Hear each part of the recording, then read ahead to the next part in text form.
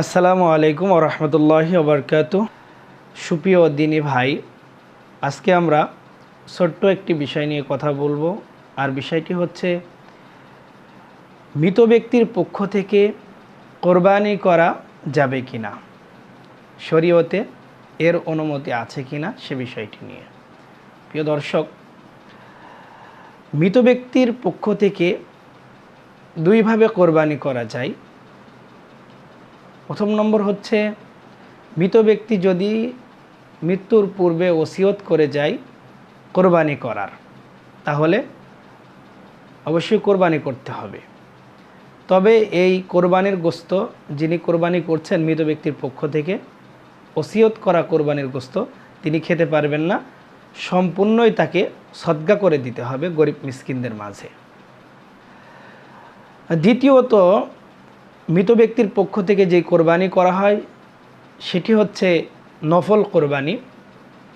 এই কোরবানি মৃত ব্যক্তির পক্ষ থেকে করা যায় আল ইসাবাতু, সোয়াব পাঠানোর জন্য, সোয়াবের নিয়তে মৃত ব্যক্তির জন্য এই নফল কোরবানি করা যায়। এর অনুমতি আছে এবং রাসূল করিম সাল্লাল্লাহু আলাইহি ওয়াসাল্লাম করেছেন।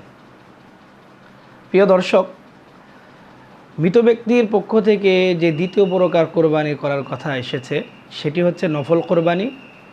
হচ্ছে কেউ যদি মনে করে তার পিতামাতা আপনজন সহ অন্যান্যদের জন্য সওয়াবের নিয়তে করতে পারে, না করলে কোনো গুনাহ নাই, করলে সওয়াব আছে। তবে প্রত্যেক বছরে এই কোরবানি করা জরুরি নয়, ইচ্ছা করলে করতে পারে, না করলেও না করতে পারে।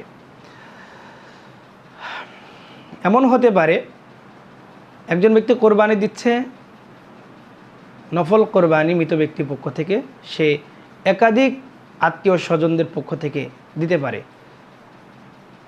নিয়ত করলো তাদের সওয়াবের জন্য। ব্যক্তি কোরবানি দিচ্ছে কিন্তু তার আপনজন, পিতামাতা, ভাই, ব্রাদার, আত্মীয় স্বজন যারা দুনিয়া থেকে চলে গেছে তাদের সওয়াবের নিয়তে কোরবানি দিচ্ছে। এভাবে দেওয়া যায়, তাদের নামে সওয়াব পৌঁছে যাবে। এটা হচ্ছে নফল কোরবানি। এই কোরবানি রাসূল করিম সাল্লাল্লাহু আলাইহি ওয়াসাল্লাম করেছেন।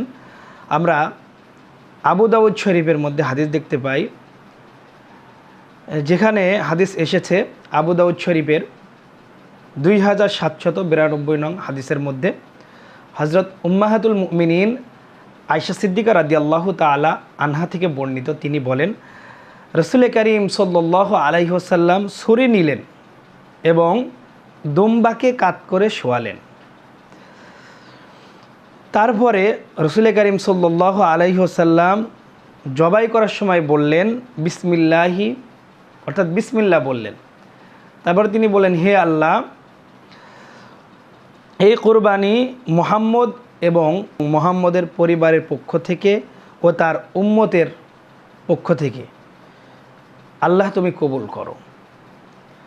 তাহলে এই হাদিস থেকে প্রমাণিত হয় উম্মতে মুসলিমার জন্য তিনি কোরবানি করেছেন, যারা গত হয়ে গেছে তাদের জন্য করেছেন, অথবা যারা আসবেন তাদের নিয়তে করেছেন। তাহলে মৃত ব্যক্তিদের পক্ষ থেকে কোরবানি করলে তার সওয়াবের জন্য, সওয়াব পাঠানোর জন্য, ইসওয়ালের সওয়াবের জন্য এটা জায়েজ আছে। এটা নফল কোরবানি হিসাবে ধর্তব্য হবে। তো আমরা যারা আপনজন আছে আমরা তাদের জন্য নফল কোরবানি করতে পারি। আল্লাহ সুবহানাহু ওয়া তাআলা আমাদের সকলকে আমল করার তৌফিক দান করুন। আসসালামু আলাইকুম ওয়া রাহমাতুল্লাহি ওয়া বারাকাতুহু।